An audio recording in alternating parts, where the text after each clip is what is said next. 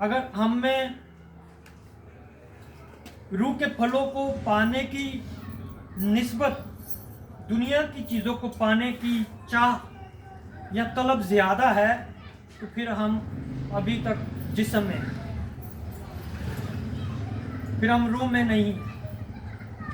हालांकि पौलुस रसूल हमें फरमाता है कि क्या तुम नहीं जानते कि तुम खुदा का और खुदा का रूह तुम में बसा हुआ है। अच्छा, ये वर्स जब मैं पढ़ता था तो मुझे, क्या तुम नहीं जानते कि तुम खुदा का मकदस हो और खुदा का रूह तुम में बसा हुआ है। ऐसा लगता था जैसे पौलुस रसूल कह रहा, पर रात को मैंने गौर किया 2 सालों के बाद कि इसके आगे तो क्वेश्चन मार्क, सवालिया निशान। वो पूछ रहा है क्या तुम नहीं जानते, यानी वो कहता मुझे पता है कि मैं खुदा का मकदस हूं और खुदा का रूह मुझ में। बसा हुआ है। वो कलीसिया को कह रहा है क्या तुम नहीं जानते कि तुम खुदा का मकदस हो और खुदा का रूह तुम में बसा है। तो मेरे अजीजों, अगर दुनिया के काम हम में ज्यादा पाए जा रहे हैं, वो बातें, वो चीजें जो हमें खुदा से जुदा करती हैं ज्यादा पाई जा रही हैं, तो फिर हम खुदा का मकदस नहीं, यानी मकदस तो है, फिर खुदा के रूह को हमने अपने अंदर काम करने की इजाजत नहीं दी, फिर हम अपनी मर्जी कर रहे हैं, फिर हम खुदा के ताबे नहीं, खुदा के रूह के स्पुर्द नहीं। तो खुदा तुम्हें फरमाता है कि तुम मुझसे जुदा होकर कुछ भी नहीं कर सकते। अगर खुदा में होने के बाद हम अपने आप को खुदा के ताबे नहीं कर सकते, तो फिर हम कुछ भी नहीं कर सकते, फिर कितनी भी कोशिश कर लें। जब खुदा ही घर ना बनाए तो बनाने वाले की मेहनत क्या है। अवश्य। तो फिर जिस्मानी चीज़ों को, जिस्मानी ख्वाहिशों को जितना मर्जी पूरा करें, पूरी नहीं हो पाएंगी हमसे। और बल्कि जिस्म की ख्वाहिशों के बारे में लिखा है कि ये हमें आजमाइश की तरफ लेकर जाते हैं। हम अपनी ही ख्वाहिशों में फंस कर आजमाए जाते हैं, और जब आजमाइश आती है तो फिर गिर जाते हैं। मेरे चीज़ों, ज़रूरत है हम रूह में आगे बढ़ें। और रूह में आगे कैसे बढ़ सकते हैं?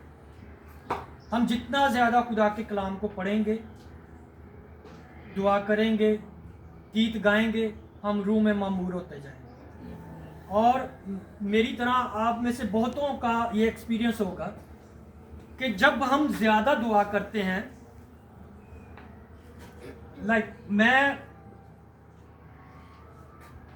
पास्टर शफी शाहिद के पास तकरीबन 3 साल उनकी मिनिस्ट्री में खिदमत करता रहा, और उन दिनों में हर रोज़ चर्च होता था, शाम को हर रोज़ इबादत होती थी।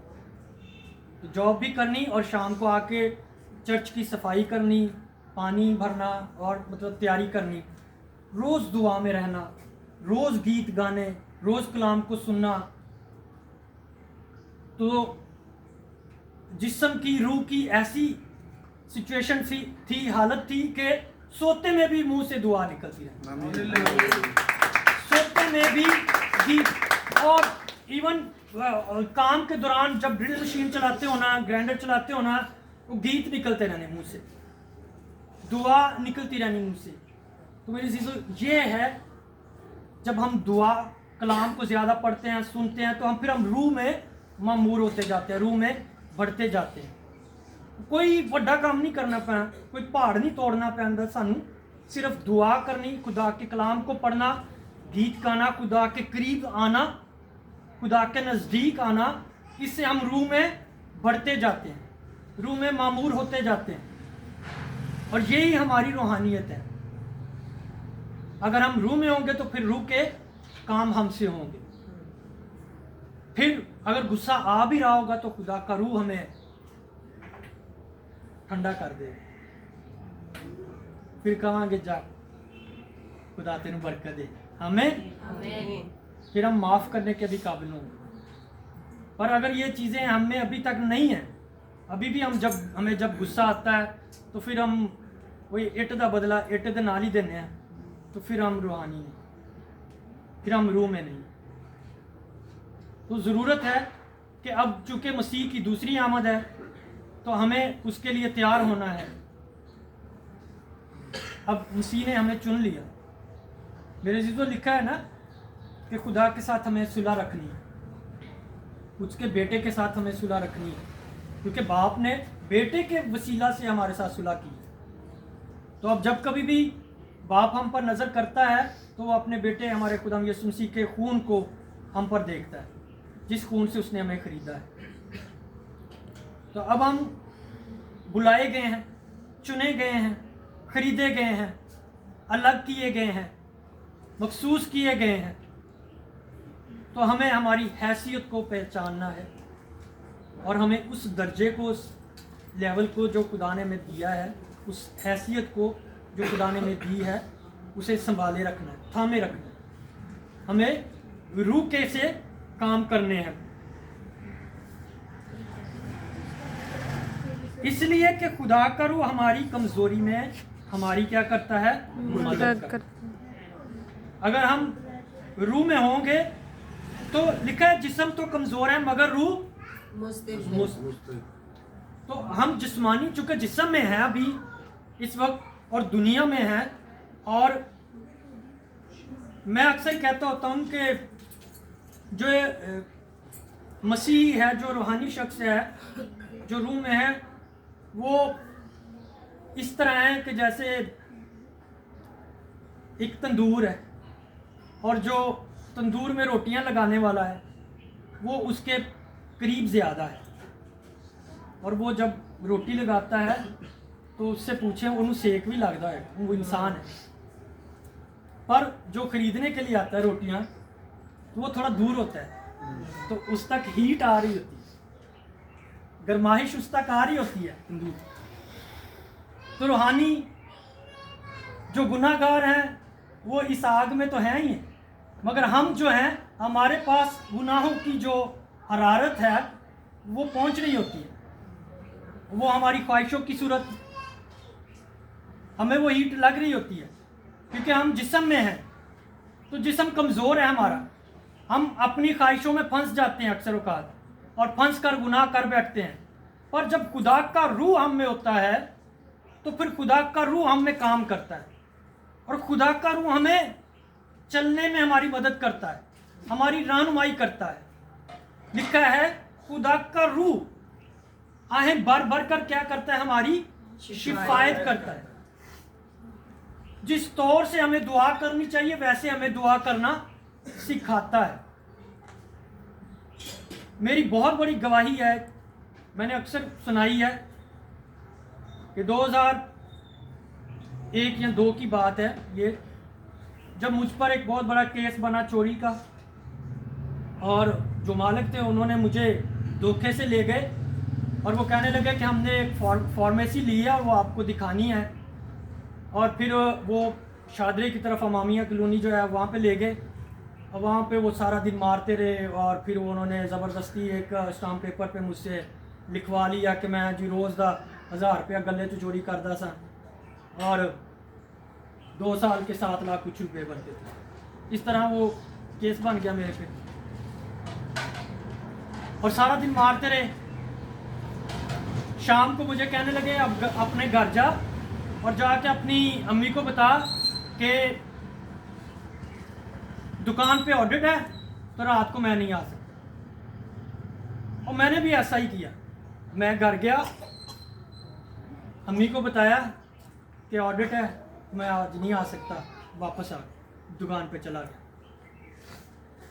और वो रात टकोर कर दे रही मेरे लक दी कि निशान किसी तरीके ना मिट जाने दे।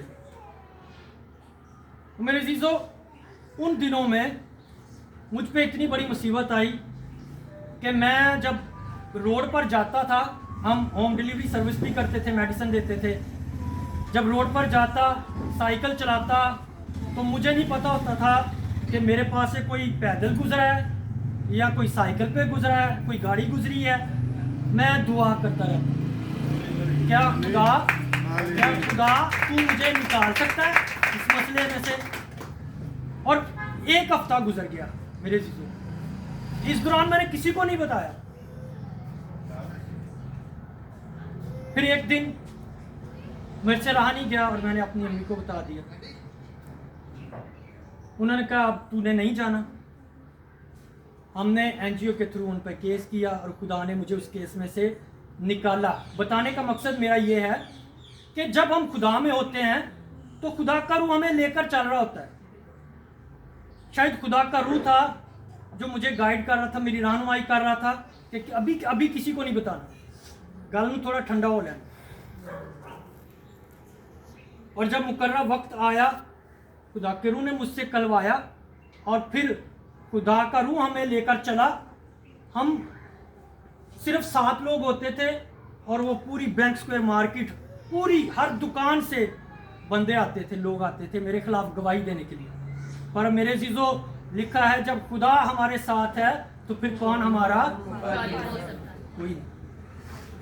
तो जब हम खुदा के साथ होते हैं, खुदा में होते हैं, खुदा से बातें करते हैं, खुदा के कलाम को पढ़ते हैं, दुआ करते हैं, तो फिर खुदा का रूह हमें लेकर चल रहा होता है। क्योंकि हम अपने नहीं हैं, हम मसीह के खून खरीदे हैं।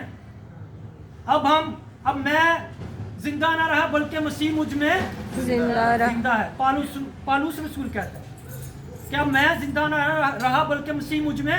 तो चूंकि मसीह मुझ में जिंदा है तो फिर हमारे काम भी मसीह के से होने जरूर है। आमीन। तो गौर कीजिए आज मेरे अजीजों, क्या हम रूहानी हैं? अगर नहीं है तो फिर कोशिश कीजिए कि हम रूह में आगे बढ़ें, क्योंकि मसीह की दूसरी आमद नज़दीक है। तो हमें ज़रूर है कि हम उसके लिए तैयार हैं। खुदावंद आप सबको बरकत दे। आज शायद मेरा बाकी मैसेजेस की मुझको शायद ज़्यादा टाइम दिया गया है।